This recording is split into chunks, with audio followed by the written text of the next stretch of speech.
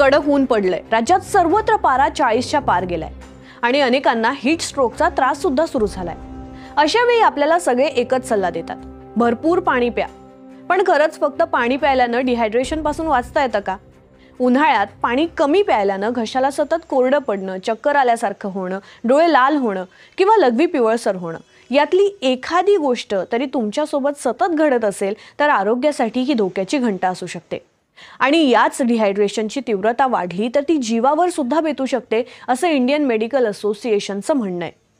उन्हाळ्यात आपल्याला सतत घाम येतो, ज्यामुळे शरीरातील फक्त पाण्याचंच प्रमाण कमी होत नाही तर त्यासोबतच शरीरातील क्षार सुद्धा कमी होतात।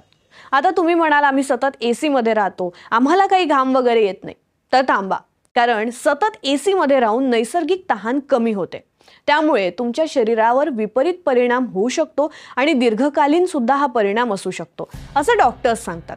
मग डिहायड्रेशन कधी होतं? जर तुम्ही प्रखर उन्हात फार काळ राहत असाल तर डिहायड्रेशन होऊ शकतं। तुम्हाला डायरिया किंवा एखादा आजार असेल तेव्हा सुद्धा शरीरातलं पाणी कमी होतं। भरपूर दारू किंवा मग कॅफीन युक्त पेय प्यायल्यानं शरीरातलं पाणी कमी होतं आणि डिहायड्रेशनचा त्रास वाढतो। भरपूर व्यायाम केल्यावर घाम निघतो, त्यामुळे सुद्धा डिहायड्रेशन होऊ शकतं।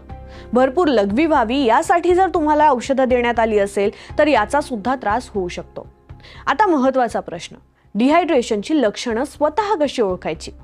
एकदम तहान लागल्यासारखं वाटणं हे पहिलं लक्षण आहे। गडद, पिवळी आणि तीव्र वास येणारी लघवी होणं, नेहमीपेक्षा कमी लघवी होणं, चक्कर आल्यासारखं वाटणं, दमल्यासारखं वाटणं, तोंड, ओठ, जीभ कोरडी पडणं, डोळे खोल जाणं। मग डिहायड्रेशन होऊ नये म्हणून काय करावं? असा प्रश्न आम्ही जेव्हा डॉक्टरांना विचारला तेव्हा त्यांनी नेमकं काय सांगितलंय ऐकूयात। त्यावेळेस बाहेर जातो किंवा सन एक्सपोजर होतं किंवा या उन्हाळ्याच्या दिवशीमध्ये सगळ्यांनाच घाम खूप येतो आणि घामामार्फत इलेक्ट्रोलाइट आपल्या शरीरामधून बाहेर पडतात। त्यामुळे फक्त पाणी पिणे पुरेसे आहे का?